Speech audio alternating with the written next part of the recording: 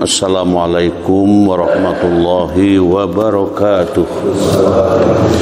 Alhamdulillah wassalatu wassalamu ala Rasulillah wa ala alihi wa sahbihi wa mawalah.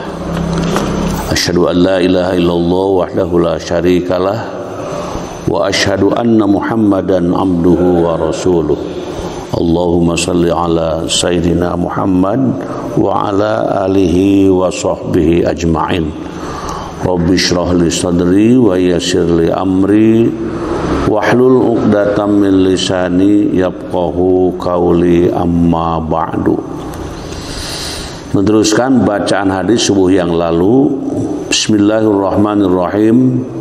Wa an Bahz bin Hakimin an abihi an jaddihi radhiyallahu anhu qala Rasulullah sallallahu alaihi wasallam wailun lilladzi yuhaddisu fayaqdhibu liyudhika bihil qaum wailun lahu summa wailun lahu akhrajahu salasa wa isnaduhu qawiyyun. Dari Bahz bin Hakim, dari ayahnya, dari kakeknya radhiyallahu an, ia berkata, Rasulullah SAW bersabda, neraka wel itu buat orang yang bercakap-cakap dengan berdusta supaya menimbulkan tertawa pada orang banyak. Dan neraka wel itu untuk dia.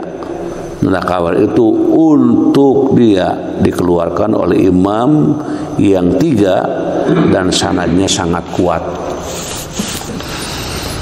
Jadi di sini diungkapkan neraka wel. Neraka wel itu buat orang yang bercakap-cakap dengan berdusta supaya menimbulkan tertawa pada orang banyak. Jadi ini mungkin ungkapan, kata-kata, cakap-cakap yang isinya dusta gitu. Dan supaya banyak orang yang menimbulkan tertawa gitu. Jadi berupaya ngomong gitu ya, mungkin di podium, di bawah podium, di mana saja ngomong gitu. Kemudian ngomongnya itu hanya bohong saja, ngomong yang tidak bersumber, ngomong yang tidak berdasar gitu. Hakikatnya untuk membangkitkan tawa orang gitu ya. Jadi tidak ada makna apa yang disampaikan, tapi orang menarik gitu ya. Orang ikut senyum-senyum di situ, terbahak-bahak bahkan gitu. Nah, di sini hati-hati. Hati-hatinya itu apakah yang diomongkannya itu benar, sesuai dengan landasan, sesuai dengan Al-Quranul Karim dan Sunnah. Nah, itu. Kalau hanya omong kosong, mereka hanya mempersiapkan dirinya untuk menjadi penghuni neraka wel. Na'udzubillah min dalik. Nah, ini sampai berkali-kali di ujung hadis. Setelah diungkapkan tadi bahwa neraka wel itu untuk orang-orang yang begini ya. Kemudian di ujungnya dan neraka wel itu untuk dia. Neraka wel itu untuk dia 3 kali itu. Artinya sangat memberikan perhatian ya dengan ancaman mungkin gitu ya.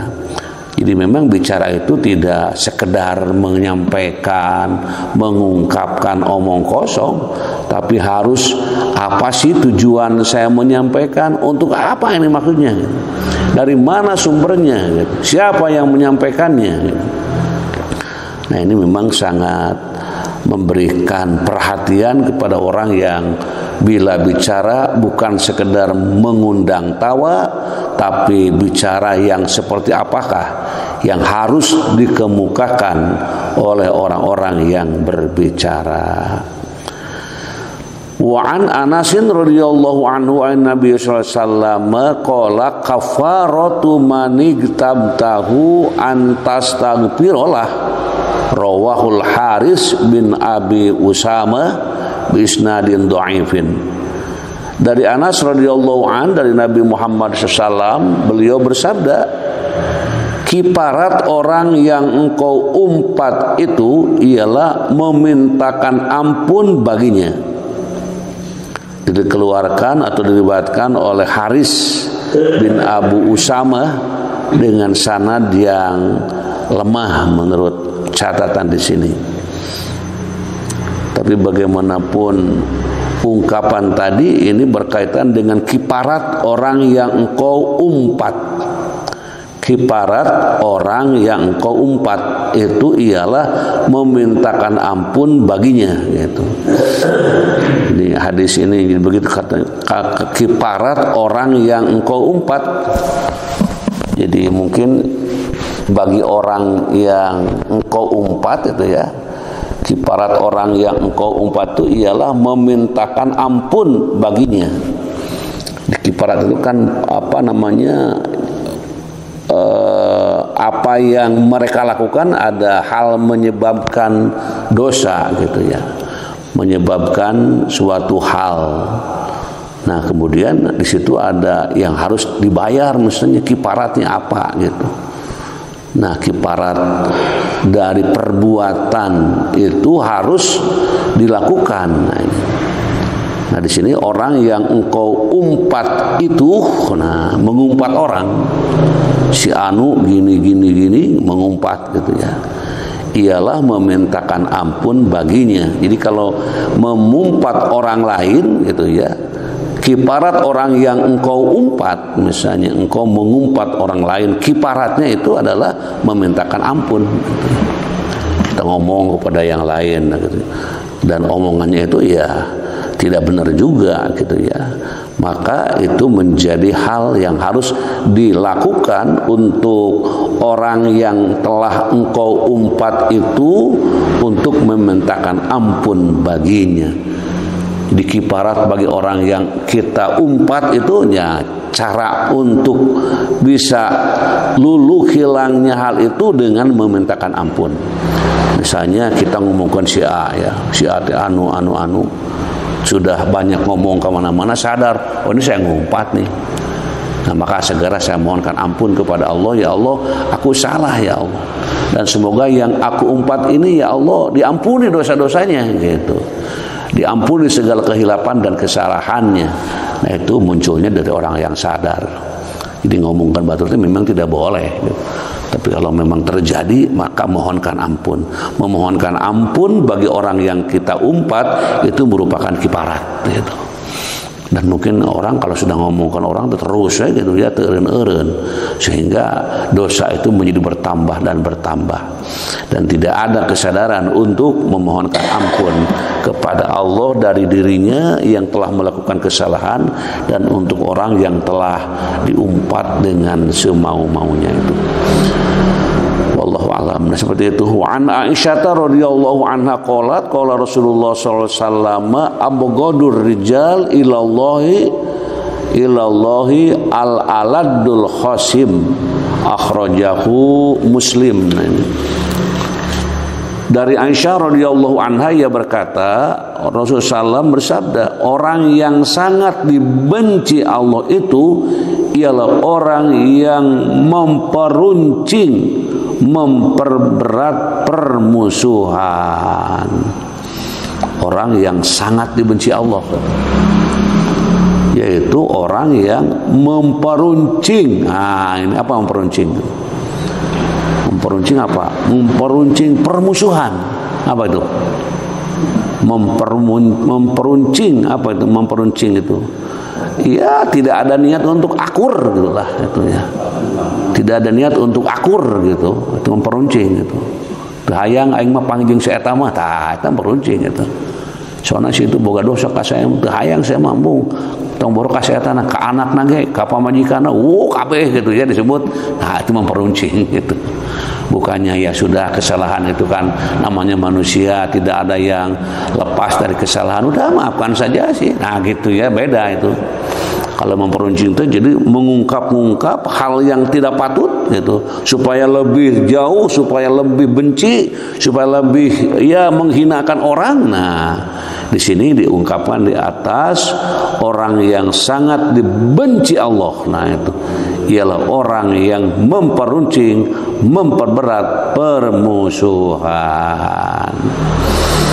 Jadi ini orang yang sangat, kalau sangat dibenci kan kebencian yang paling, kebencian yang sangat tinggi gitu. Nah, ini mungkin di masyarakat ya kadangkala ya ada istilah ya, dulur jadi batur, batur jadi batur, anger gitu ya. Nah, jadi dulur dengan jadi keakraban ya dengan saudara itu menjadi pecah. Gitu. Nah, hati-hati. Jangan sampai ke bawah mati gitulah. Selesaikan aja di dunia ini, karena mungkin main gengsi sih, minta ampun kepada siapa yang pernah kita buat dosa mungkin gengsi. Tapi gengsi itu kan dorongan setan. Kalau setan itu tidak senang orang itu harmoni, orang itu akur ya. Kalau setan itu, tapi kalau malaikat kan selalu mendorong untuk kebaikan. Nah, itu. Allah itu mengharapkan orang itu berbuat baik. Nah, itu. Dan kebaikannya itu bukan untuk Allah, untuk diri sendiri. Nah, gitu.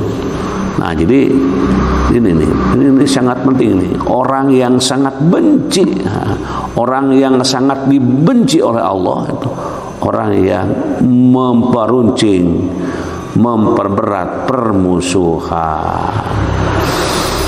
Jadi ini mesti sampai kepada masyarakat karena terjadi itu di dalam kehidupan sehari-hari yang menimbulkan tidak akurnya, tidak mesranya, tidak bertemu dengan baiknya gitu, tapi memperuncing, memperkuat untuk lebih pecah. Nah, itu hal yang sangat dibenci oleh Allah. Nah, kalau sudah kita membaca hadis ini mungkin ya jadi tahu lah begitu, jadi tahu bagaimana hidup bermasyarakat, bagaimana hidup berkeluarga, semuanya menjadi bagian penting di dalam mempelajari, memahami ilmu-ilmu agama. Sekarang orang yang mempelajari ilmu agama itu agak menurun jumlahnya gitu ya. Lebih banyak mereka mempelajari ilmu-ilmu non agama sehingga hidupnya menjadi hebat dalam kehidupan keduniaan tapi lemah dalam kehidupan beragama. Dan mudah-mudahan kita walaupun hanya membaca 2 hadis, 1 hadis di waktu subuh ini menjadi tambahan informasi, bahkan menjadi ilmu untuk membentengi jiwa kita, diri kita dari perbuatan-perbuatan yang dilarang, dicegah oleh Allah Subhanahu wa taala. Mudah-mudahan pengajian kita diridhoi Allah Subhanahu wa taala. Allahumma salli wa barik wa sallim, amin. Allahumma rzuqna ilman nafi'an wa rizqan wasi'an wa shifaan min kulli da. Allahumma yassir umurana, Allahumma faqihna fid din waghfir lana wa liwalidaina warhamhuma kama rabbayana shighara. Rabbana hablana min azwajina wa dzurriyyatina qurrata a'yun waj'alna lil muttaqina imama. Rabbana zalamna anfusana wa illam taghfir lana wa tarhamna lanakunanna minal khasirin. Rabbana atina fid dunya hasanah wa fil akhirati hasanah wa qina adzaban nar wa adkhilnal jannata ma'al abrar ya aziz ya ghafar ya rabbal alamin. Subhana rabbika rabbil izzati amma yasifun wa salamun alal mursalin walhamdulillahi rabbil alamin. Subhanakallahumma wa bihamdika asyhadu an la ilaha illa anta astaghfiruka wa atubu ilaik. Wassalamualaikum warahmatullahi wabarakatuh. Sallallahu ala Muhammad sallallahu alaihi wasallam. Sallallahu ala Muhammad sallallahu alaihi wasallam. Sallallahu ala Muhammad sallallahu